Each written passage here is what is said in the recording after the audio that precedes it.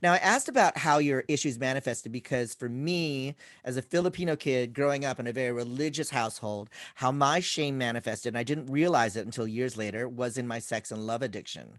I felt so much shame about who I was as a person. I sought validation sexually, Mm-hmm. externally, and I thought that that was going to save me. And I did that until that no longer worked for me.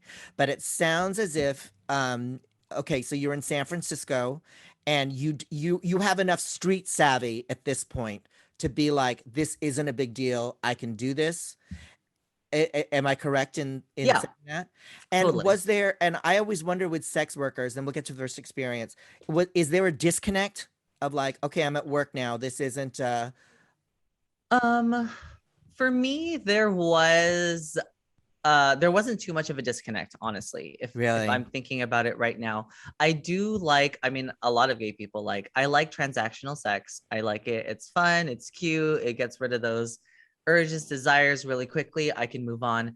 But one of the aspects that I really honestly, and I still miss it, I would still be doing sex work if it wasn't for having the fame spotlight constantly on me, Mm-hmm. Mm-hmm. was I loved interacting with people and listening to people and talking to especially older men who may or may not feel like treated differently within the gay Yeah. community Mm-hmm. too, Mm-hmm. because a lot of men who hire people for sex work don't feel desirable, attractive in the gay community. They feel like they've lived past their expiration dates.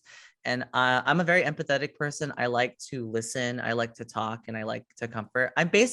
Basically, I'm Matthew, but without two master's degrees, and I have sex with you. Well, that's. Do you I ever mean, really, penetrate a that's. psychotherapist? That's what's going on here. You ever nut in your therapist's butt? That's kind of what's going on. So you didn't Well, have a but you're. disconnect, you kind of like went in deeper, it Well, but sounds it's like. interesting. Well, yeah, deeper, literally, quite literally, Yeah. but also emotionally. And it sounds like the way that you're describing it, there's really kind of like a nurturing and a caretaking thing that happens for you too when you're with some of these guys, I appreciate that. Yeah, definitely. right?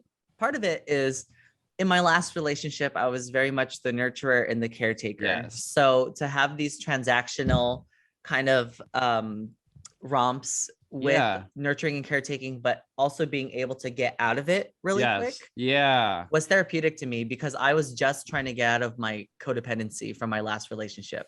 Oh my I God. was Well, like, I'm glad you're even using that word because all of this really, it seems like it just kind of, it makes sense in terms of what your experiences have been to have the experience where you're bouncing from your grandparents, then to your mom with all of the addiction and all of the abuse that can happen there, that it's very common for, kind of, children or family members of people like that, then to learn that their value is almost rooted in their ability to take care of this kind of whirlwind, right?